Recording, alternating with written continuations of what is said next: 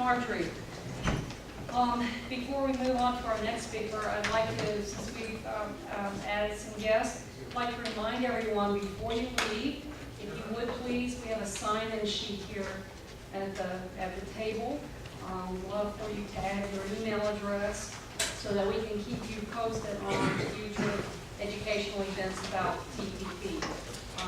We hope to be holding some seminars prior to the October deadline for Obama to have this signed, sealed, and delivered. So there are a few more rounds of negotiations as well. Next we have Steve Wisniewski, President of Local 3108. He'll deliver a message from the Communications Workers of America International Union.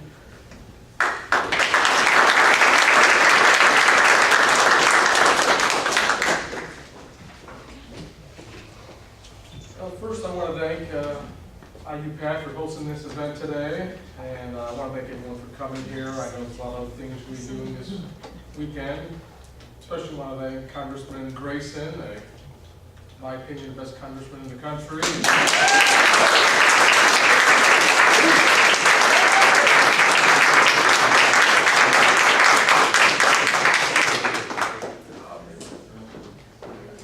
I am the current president of the Communications Workers of America here in Orlando, and occasionally around contract time, our meetings can get a little rambunctious. However, we need it back in our meetings. So I'm not sure what you guys are up to, Steve. It must be pretty wild.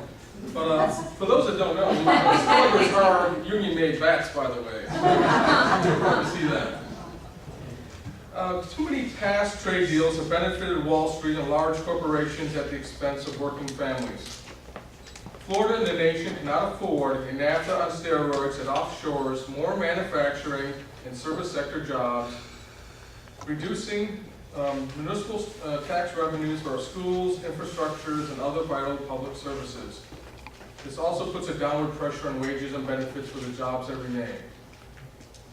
We already suffered a net loss of 700,000 jobs due to NAFTA, and the Trans-Pacific Partnership being as large as it is, one can imagine how many more jobs will be destroyed.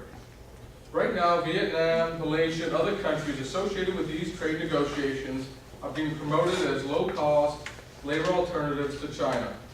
For example, the daily minimum wage in Vietnam is just $2.23 compared to $4.59 in China and $58 in the U.S. This global race to the bottom has to end. Political lip service for labor and environmental standards is not enough to protect jobs at home and basic human rights abroad. We need strong, enforceable labor and environmental standards, and we need to stop this thing altogether. If the Trans-Pacific trade deal isn't crafted to improve the living standards of ordinary people, both at home and abroad, then it's not worth doing. We're also here today to drag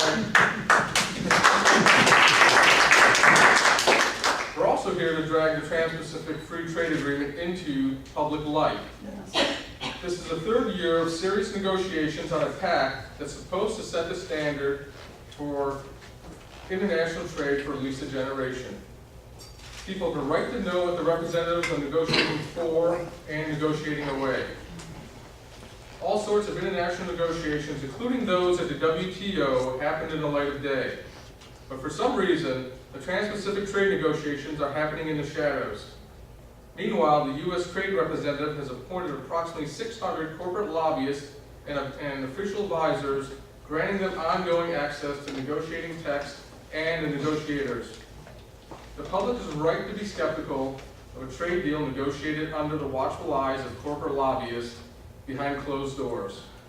The U.S. Trade Representative should release the text and allow for greater public input.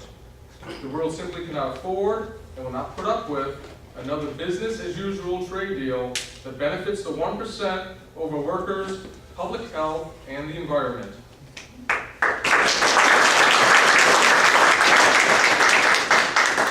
The TPP, following the NAFTA model, allows for foreign corporations to sue sovereign nations if they think that any laws, rules, or regulations will adversely affect their expected future profits.